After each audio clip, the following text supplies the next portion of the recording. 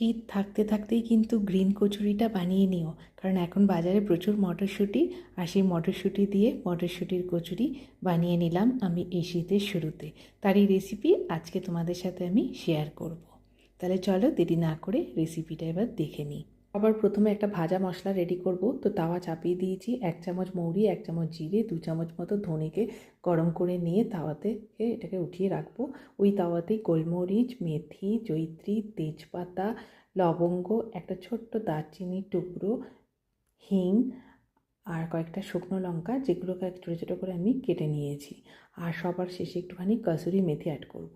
তারপর হালকা এটাকে ফ্রাই করে নেব। তারপরে ঠান্ডা হয়ে গেলে এরকমভাবে গুঁড়ো করে রেখে দেবো। কিন্তু পুরিটা আমি ময়দা দিয়ে বানাবো, যেমন লুচি মাখার জন্য আমরা ময়দা তেল দিয়ে মাখি, সেরকমই একটু নুন, একটু রিফাইন্ড অয়েল দিয়ে তারপরে একটু একটু জল দিয়ে এটাকে মেখে নেব। মটরশুঁটি ছাড়িয়ে রেখেছিলাম, 2-3 মিনিট এটা গরম জলে একটু ভাপিয়ে নেব। তারপর ঠান্ডা হয়ে গেলে এটাকে বেটে নেব, একটু আদা, একটু লঙ্কা দিয়ে, জল ছাড়া, ঠিক এইরকমভাবে দানাদার।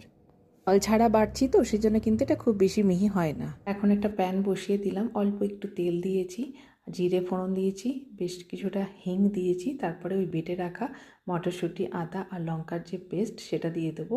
পরিমাণ মতো নুন দিয়েছি আর এখানে 1 চামচ মতো চিনি দিয়েছি।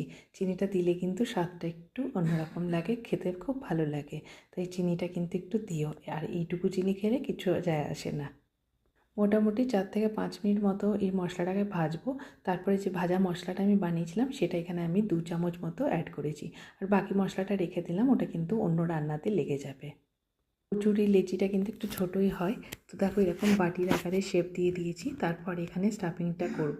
তারপরে এই দেখো আস্তে আস্তে এটাকে মোমোর মতো করে সিল করে নেব। তো তারপরে এটাকে আমি লুচির মতো করে বেলে নেব। তো এটাকে কিন্তু এরকমভাবে পুর পড়ার পরও দেখবে কোনো প্রবলেম হয় না।